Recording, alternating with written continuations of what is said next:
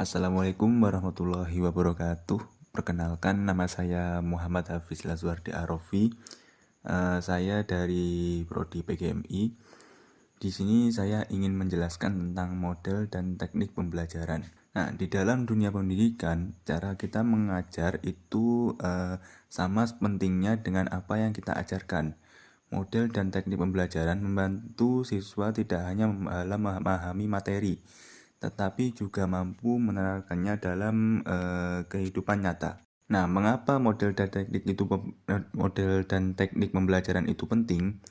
Karena model dan teknik pembelajaran itu berperan dalam membentuk pengalaman belajar siswa. Dengan metode yang tepat, siswa menjadi lebih aktif, mudah memahami materi, dan mampu mengingat lebih lama. Nah, apa sih perbedaan pembelajaran tradisional sama pembelajaran modern? Yang mana dulu itu pembelajaran itu lebih berpusat pada guru.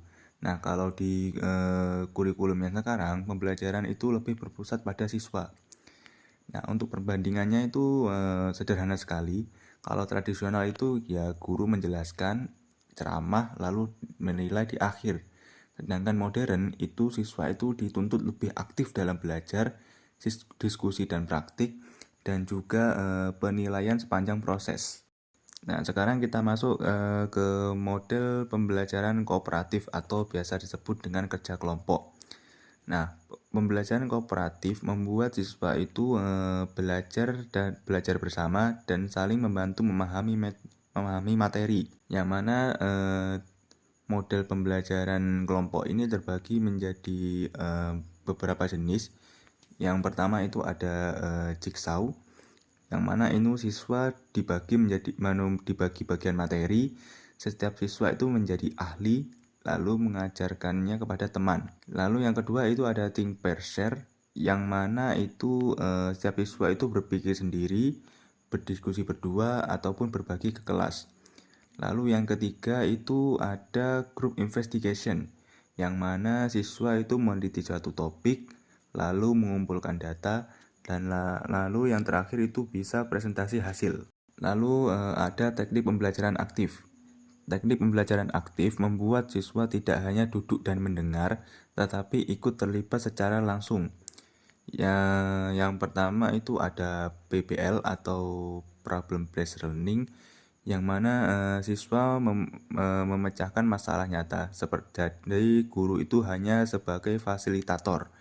Yang kedua itu ada Project Based Learning atau PJBL, yang mana siswa itu membuat proyek jangka panjang yang menggabungkan kompetensi lintas mata pelajaran. Lalu yang ketiga itu ada peer instruction, yang dimana itu siswa itu saling menjelaskan atau bisa disingkat dengan diskusi cepat untuk merevisi konsep secara cepat. Lalu yang keempat itu ada gamification, yang mana ini seperti belajar seperti permainan, ada poin, level, dan reward. Lalu yang selanjutnya ada peran teknologi dalam pembelajaran, yang mana teknologi itu dapat membantu guru membuat pembelajaran lebih menarik dan efektif. Contoh penggunaan LMS, Google Classroom, dan yang lain-lain, video pembelajaran, Zoom meeting, simulasi atau AR atau VR. Lalu yang selanjutnya itu cara bagaimana seorang guru itu menilai efektivitas pembelajaran. Yang pertama itu bisa memakai dengan penilaian formatif seperti kuis, tanya jawab, atau exit ticket dan yang lain sebagainya. Lalu ada indikator pembelajaran, yang mana bertujuan agar terukur kompetensinya, keterampilan berpikir kritis, dan aplikasi nyata. Lalu yang selanjutnya ada feedback siswa. Lalu yang terakhir ada analisis data. Lalu untuk kesimpulan, untuk meningkatkan kualitas pembelajaran, guru itu dapat memulai dari langkah yang kecil, mencoba satu metode baru, lalu mengevaluasi hasilnya. Begitu penjelasan dari saya. Kalau ada kata-kata yang sekiranya kurang mengenakan atau mungkin ada kesalahan, mohon dimaafkan. Saya pamit undur diri. Wassalamualaikum warahmatullahi wabarakatuh.